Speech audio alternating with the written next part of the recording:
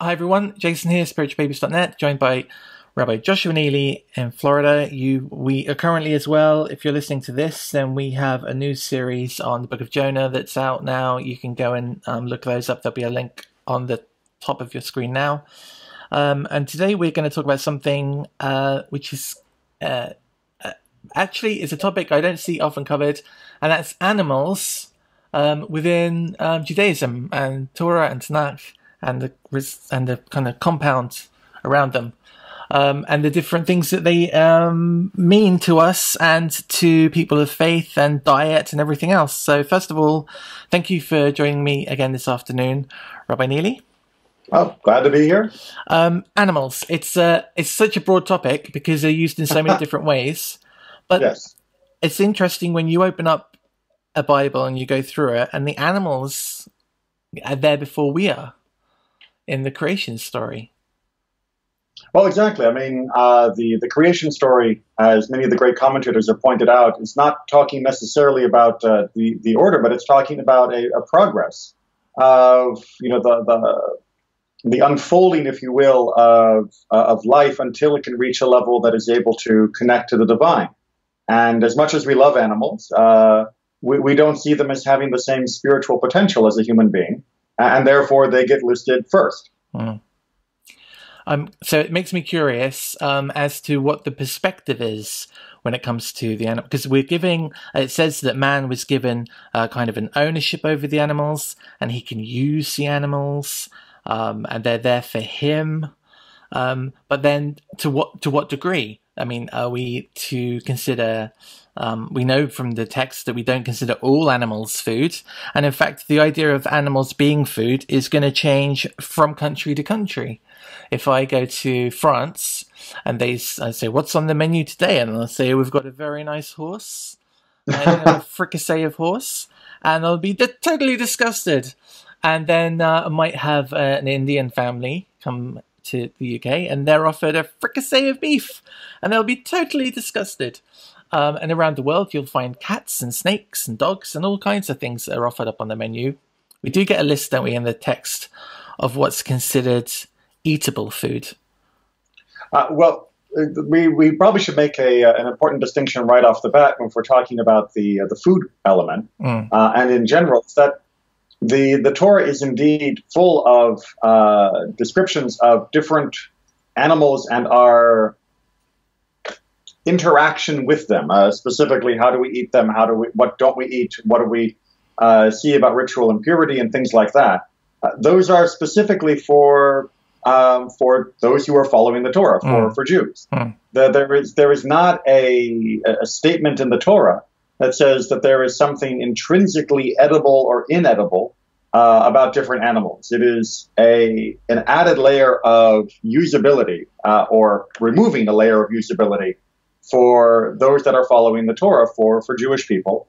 And it shouldn't be used to impugn all the animals that aren't on the list. So there's nothing more inherently holy about a cow than there is about a lion. And in fact, lions are used quite often metaphorically in very positive ways. They're often used metaphorically in negative ways too, which is an important thing to keep in mind.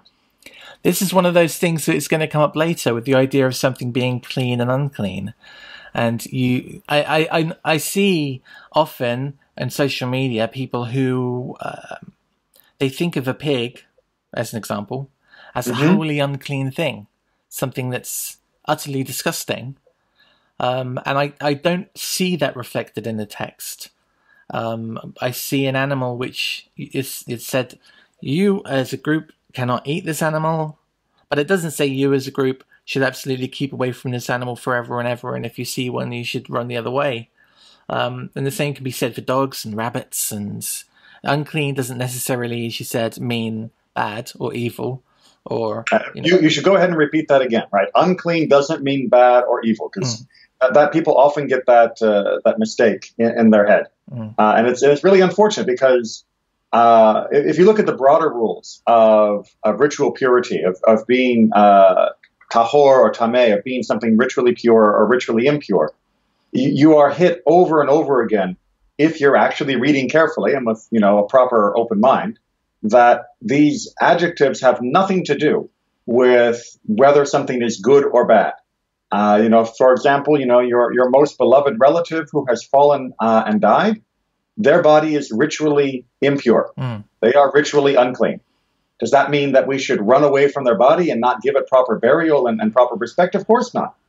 We do, and we willingly allow ourselves to become ritually impure by taking care of the body and preparing it for the funeral and attending to it in the graveyard and all of those things.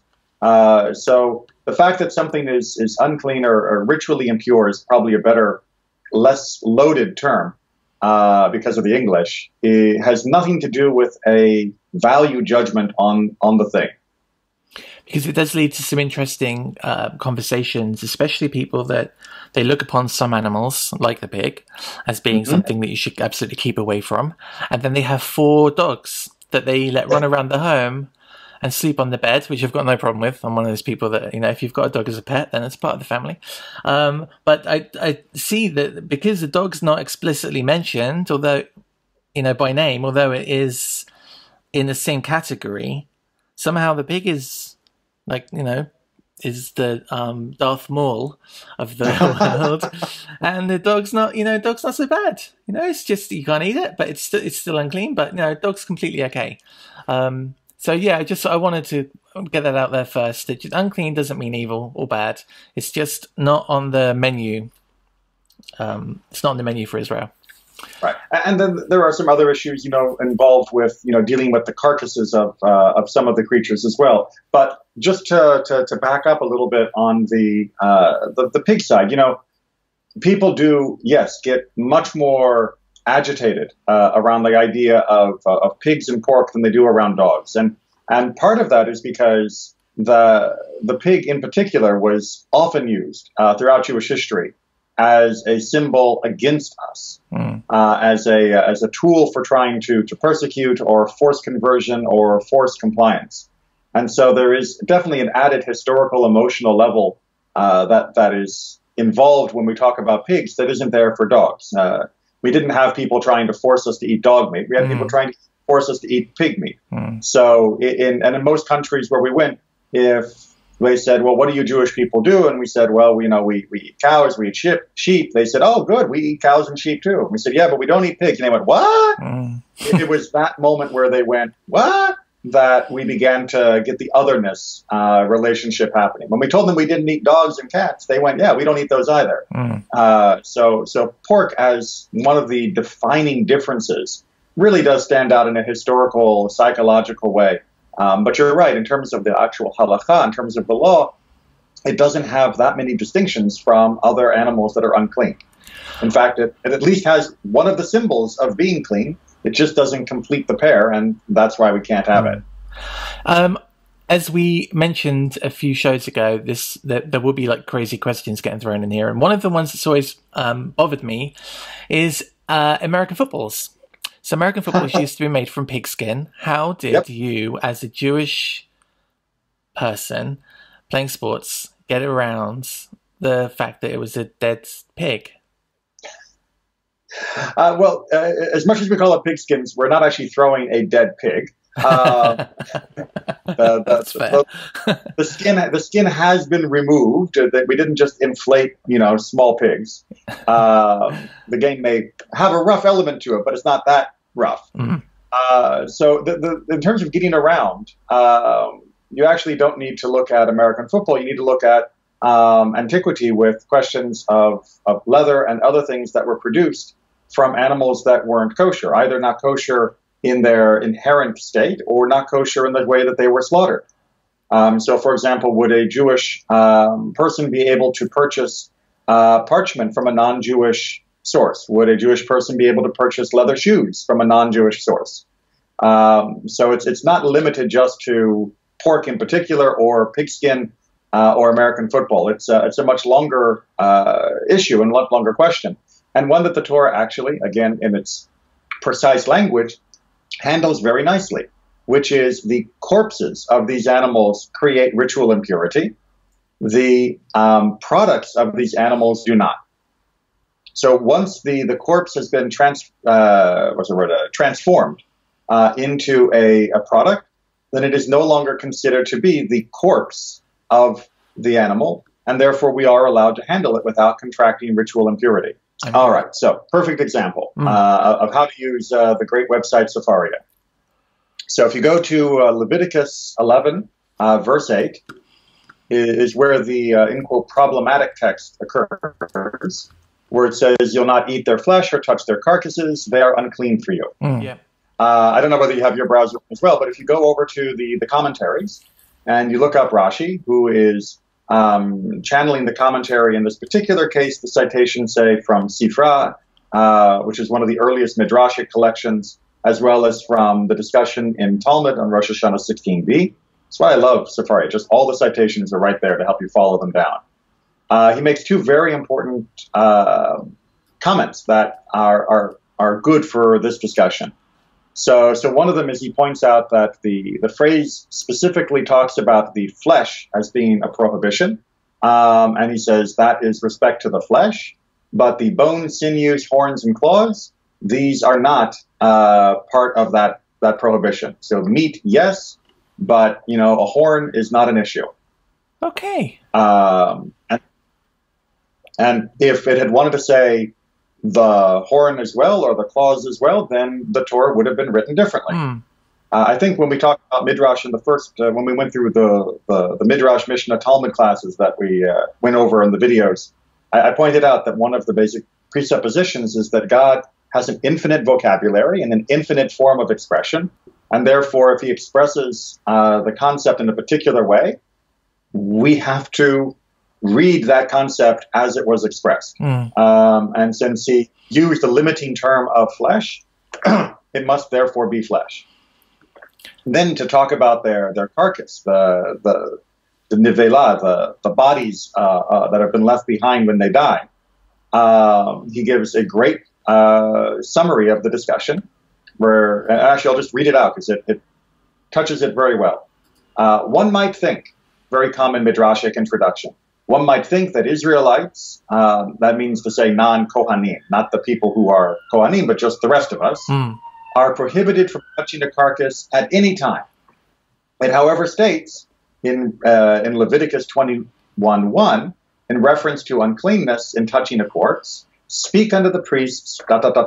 Priests are prohibited from touching it, which would mean, of course, that Israelites in general are not prohibited, meaning for regular bodies, right, human bodies. So there is a specific instruction that priests not be allowed to touch human bodies, except for very close family members. But that, by implication, implies that the rest of us are allowed to touch human bodies, which are the ultimate source of ritual impurity. So, well, you can draw a conclusion a fortiori now, which is kal v'chomer, means you are arguing from a minor case where if something is true, then it must definitely be true in a more stringent case. And he says, so if you argue from this point, how is it that the case of uncleanness caused by a corpse, which is a stringent kind of uncleanness, the Torah prohibits it only to priests, but ordinary Israelites may touch a corpse? Surely then, in the case of uncleanness caused by a carcass, which is less stringent, this is all the more so, right? Meaning that if I'm allowed to touch a corpse of a human being, then certainly I must be allowed to touch the corpse of a mouse. This cannot be a generic problem. Then why does it state here, and their corpses you shall not touch? It means on a festival when every Israelite was obligated to appear in the sanctuary, and therefore should be in a state of cleanness, that this is basically a reminder that as you are preparing for going to the Chag, the festival, you have to maintain your cleanness in order to appear there for the sacrifices. And that would mean you would have to be extra careful about all of these things during that period leading up to it. Another worthy shout out to Sefaria for having such an excellent cross-reference system on their website. It's amazing. It was so it's very interesting. So the corpse itself, unclean, products of the corpse which no longer have the status of corpse, which is kind of what I was saying when I was saying throwing a dead pig around. It's not obviously a dead pig. Although I think the birth of the football, there's two stories. One of them was it was the head, and another one said it was a pig's bladder. It probably depends where you came from. But yeah, it's not a corpse anymore. It's a thing. It's a book, or it's a pair of shoes, or it's a hat, or it's a piece of upholstery. So we start off the show talking a little about creation story and about how man is kind of given dominion over livestock. There are lots of instances where animals appear in a text. Well, dominion is. Let me just. Sorry, I meant to interrupt you before, but I'll interrupt you now instead. Okay. Dominion is a very interesting term. Of what could we mean by dominion? Because a lot of people take dominion to mean, Mel Brooks, it's good to be the king, I can do whatever I feel like. But that's not usually the way dominion is portrayed throughout the biblical narrative, at least not by kings that are doing the job they're supposed to be doing. Dominion means that you are in charge, yes, and you have the right to the resources, yes, but you also have a responsibility to tend, care, and ensure the ongoing betterment of your kingdom. So having dominion does not mean that we are freely able to exploit anything we have, any more than a king is freely able to exploit whatever is in the kingdom under Jewish law. There are limits. That's kind of where I was going, because it starts off, with the saying that the animals, you have rule over all the animals, but then you find as you go through the Torah there are some very explicit instructions about what you can and can't do with animals. Apart from the eating of animals, there's the sacrifice of animals and how you sacrifice animals and and which animals you can take, whether you should separate them or not from their parents. Then there's how you yoke animals together, what you can make them do, when you can make them do it. And it seems that... muzzling while threshing. Right. So it seems that cruelty against animals is thoroughly frowned upon. I want to say from day... more than frowned upon. In Judaism, we definitely believe that cruelty to animals is absolutely prohibited. Mm-hmm. So it's more than just a don't be cruel thing. And by the way, that extends in some respects even to those that aren't bound by Judaism. We also believe that non-Jews as well are not meant to tear limbs from animals to eat and things like that. Mm. There's that, which just drove me onto a question that sometimes comes up within certain groups, and that's the idea of slaughter, ritual slaughter. And it's an interesting argument to try and defend from my point of view. I can totally see why there is ritual slaughter in a text. So this is how it normally goes. Mm-hmm. Yeah, but you believe that you have to slaughter an animal to get forgiveness. Well, actually, I don't believe that. I think you can get totally forgiven by repentance alone. But the Torah does state that if you're able to give a sacrifice, you should. Why, if you can get repentance or forgiveness from repentance alone, do you have to kill an animal?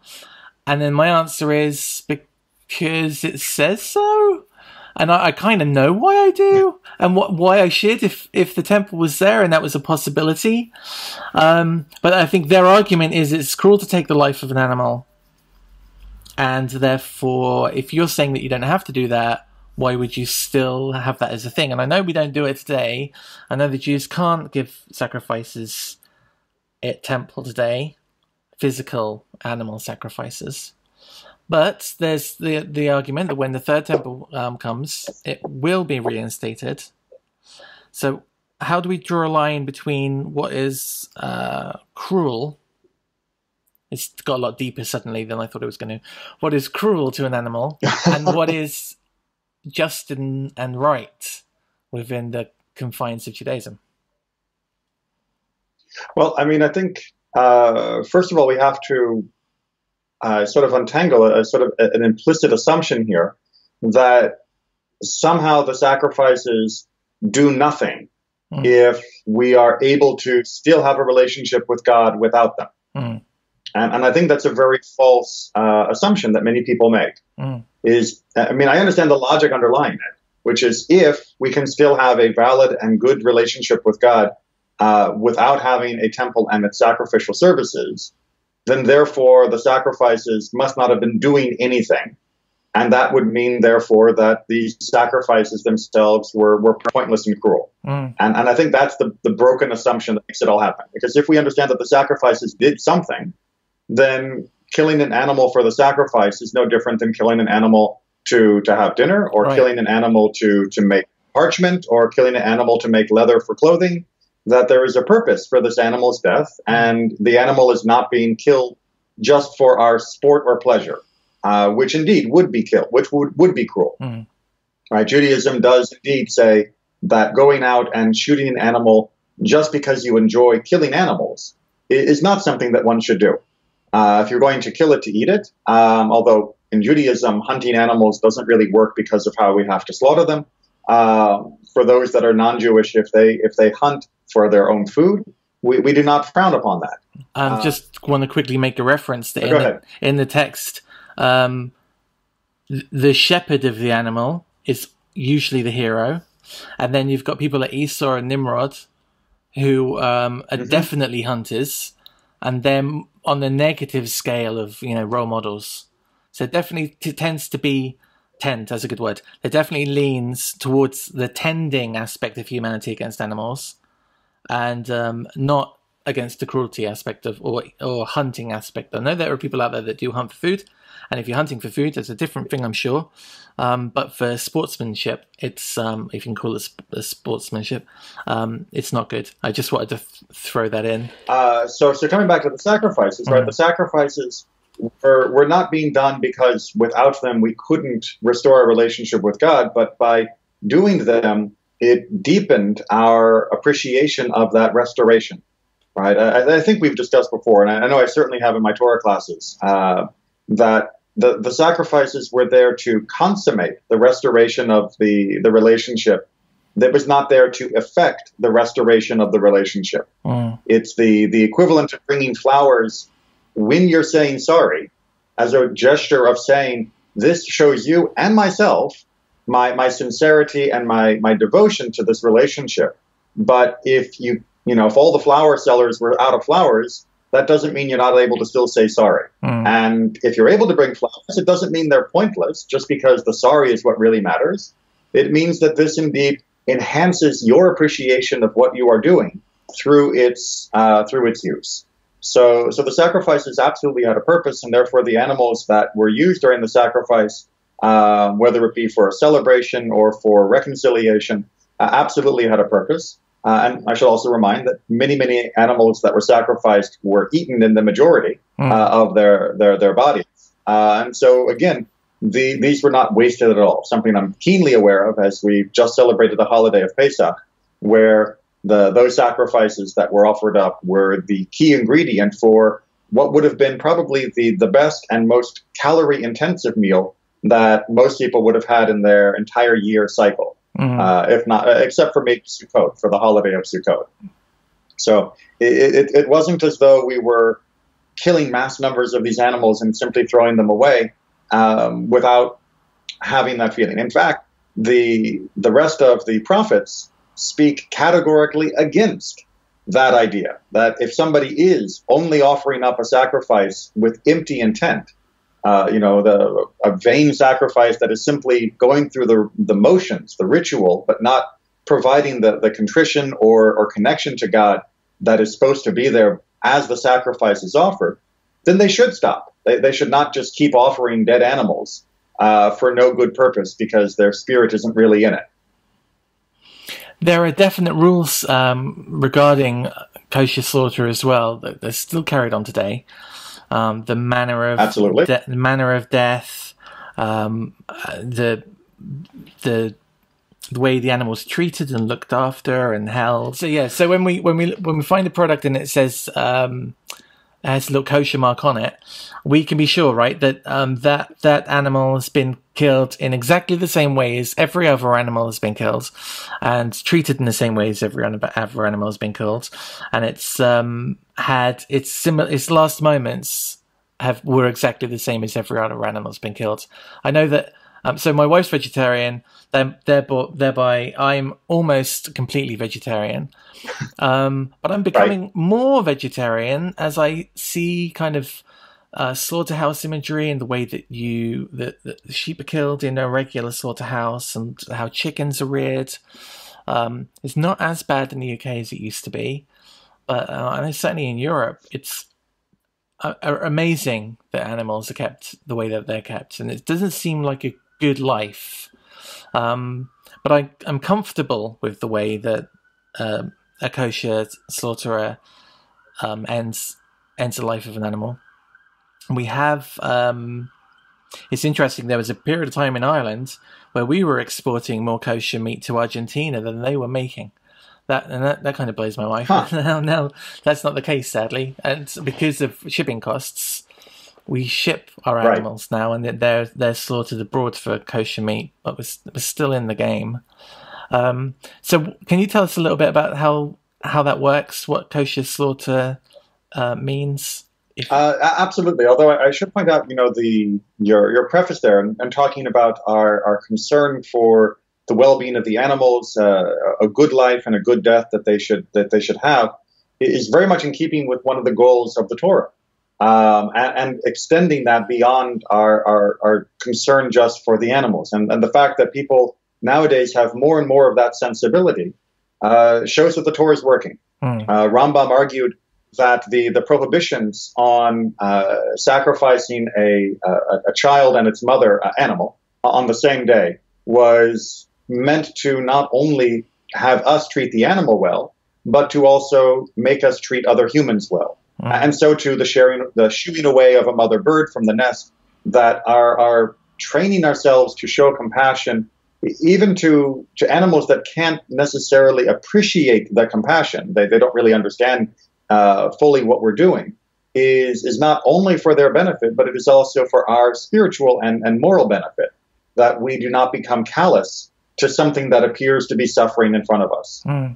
So the fact that we have a higher and higher threshold, or I guess you might say a lower and lower tolerance for seeing the suffering of any living creature, is a very good thing, and something that has spillover benefits into the rest of human society, making us more willing to help other humans as well that are in need of help and who are suffering. So the fact that there's this growing trend is very positive in my mind, even though it can sometimes bump up against those of us who still eat kosher meat, as people call for the outright ban of all types of slaughter or of animal consumption. So I applaud the fact that it's having this impact and making us less tolerant of suffering. But yes, kosher slaughter is a method of ending the animal's life in a way that is painless in the instant that the knife is drawn across its throat, that it dies instantaneously as the blood drains as a shock form from the head, and it loses consciousness immediately. That's one of the hallmarks of kosher slaughter and one of the necessities of kosher slaughter.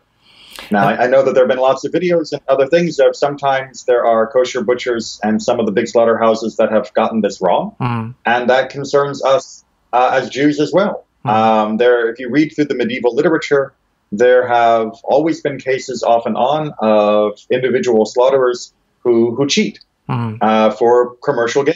They can either slaughter more or they can slaughter and pass off things that are not actually kosher as kosher, because it allows them to make more money.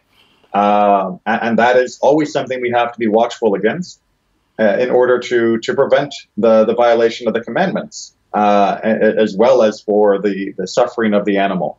But kosher slaughter, when done correctly, and it is done correctly in the vast majority of cases, is a painless and quick way to end the animal's life and begin the process of taking it and turning it into a beautiful benefit to those that will consume it and who have respect and who are thankful for what they are now going to eat.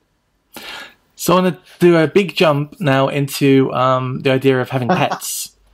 Yes. So I've read some interesting smaller articles where there's an idea that actually religious Jews shouldn't have pets. And then some outright say that observant Jews do not have pets. Well, I know this isn't the case, and I was wondering what the issue is. Are there complications if you have pets? Is there a pet that you can't have? Would it be bad to have a snake or I don't know, a toy pig? They exist. It blows my mind that they even exist, but they do. And dogs and rabbits and the things that traditionally are unclean. If they're hopping around your house, does that make your house unclean? Or is all that stuff really not anything anyone should worry about unless they're serving it up for lunch? Which I wouldn't suggest with pets. I think that if you try to serve your pet up for lunch, you're going to have lots of problems. So no, Judaism does not prohibit keeping pets. That is categorically wrong. We see in the Torah itself that it talks about when you have animals that have died or are not fit for our consumption because of one problem or another to the animal, that we absolutely can give the meat to our pets, to our dogs, are named specifically. So dogs were absolutely kept as pets, and they would have also been, helpful for numerous jobs around the house and around the agricultural world.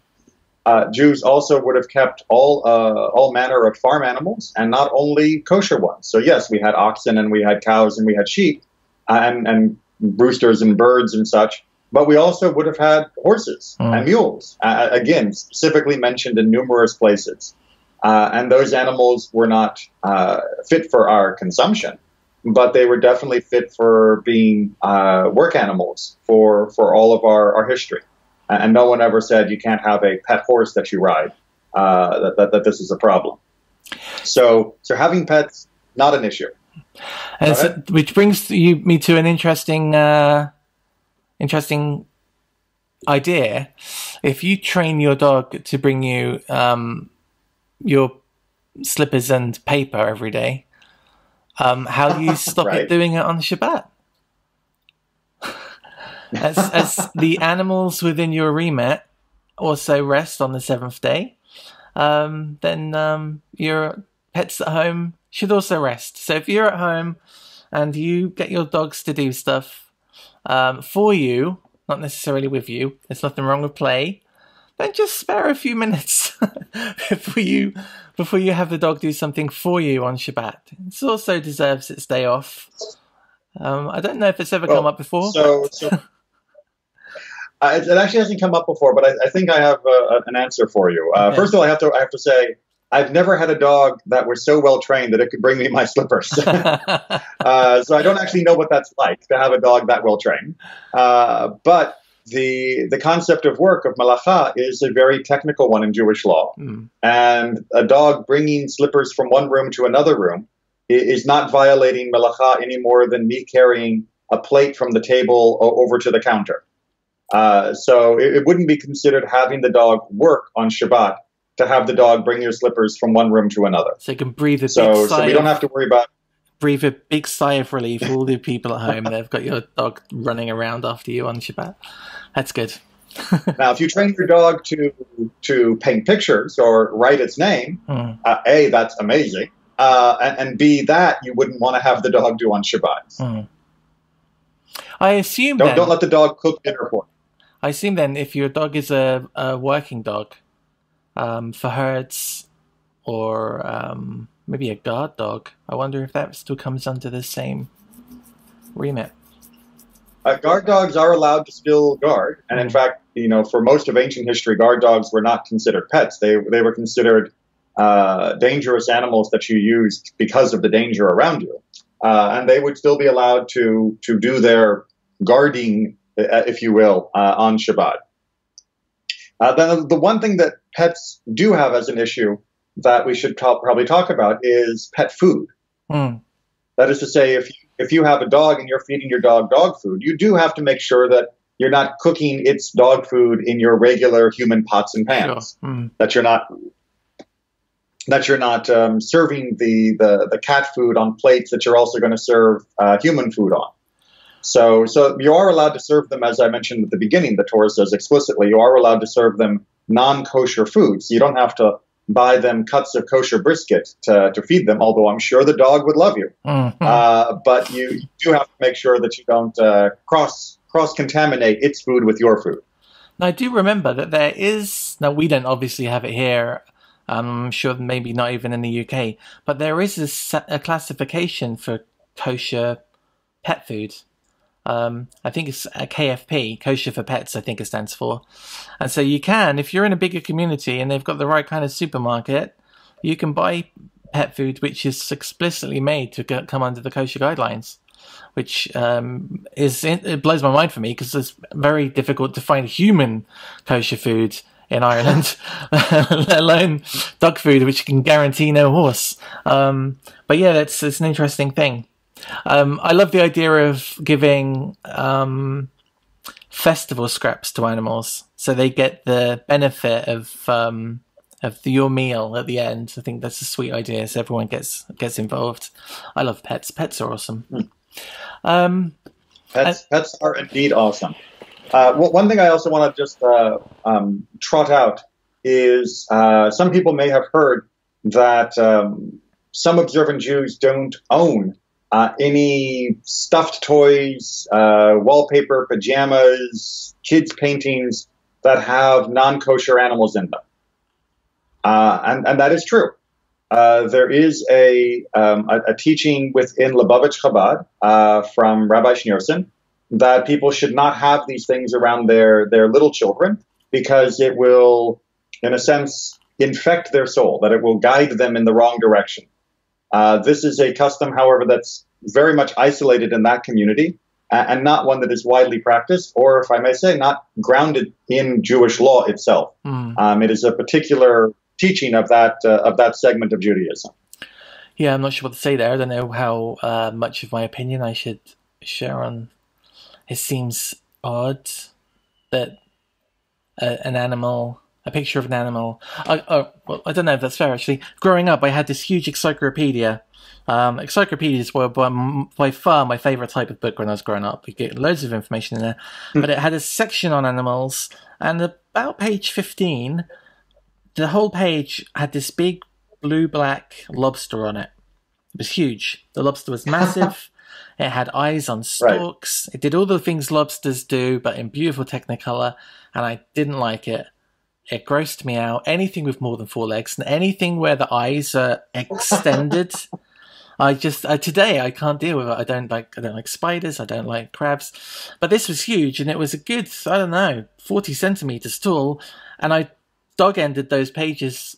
So if I wanted to look at like librarians or locusts, that area is off for me. That's all folded together. I'm never going to accidentally open that. So maybe there's something to images as children. Today, I still don't like things like that. But then again, it's all part of creation, right? I see little piglets running around on farming programs, and they look real cute. But it doesn't make me think I really want a bacon sandwich.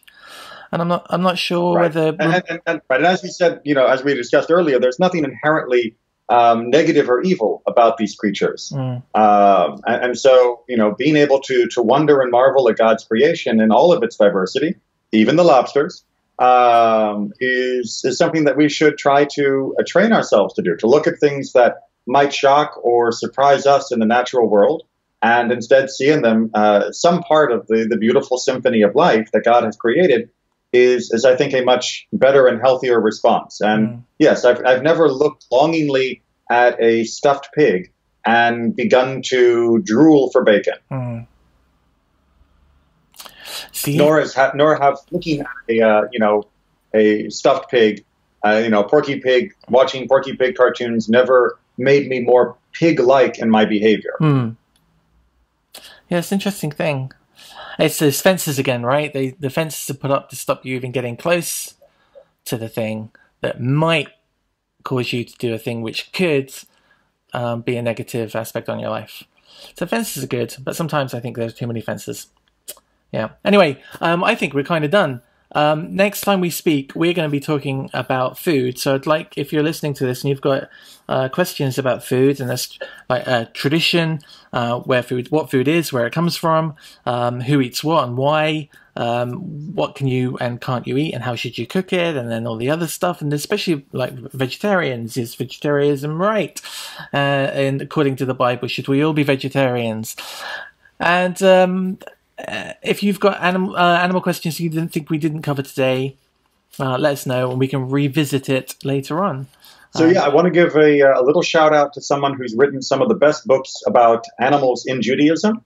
We've mentioned him before in other conversations together, which is Rabbi Natan Slifkin, also known as the Zoo Rabbi, or he has a website called zootorah.com. And he has written just amazing books about the natural world, about how animals are portrayed throughout the Bible, as well as in rabbinic literature, and also some very interesting and thought-provoking discussions of how some of the mythical animals were understood in the ancient world and what they were probably thinking about in terms of the real world, or whether they weren't. And he also has a great book on creation and in understanding creation and science together. So he is a really very good author and good writer. He also has another website called Rationalist Judaism, where he goes into more of the difficulty of some of the misunderstandings that some people have when they decouple their rational thought process from Judaism. Yeah, it's excellent. Particularly like that website, there's a really great article on there, Elephants Can't Jump. It was fabulous.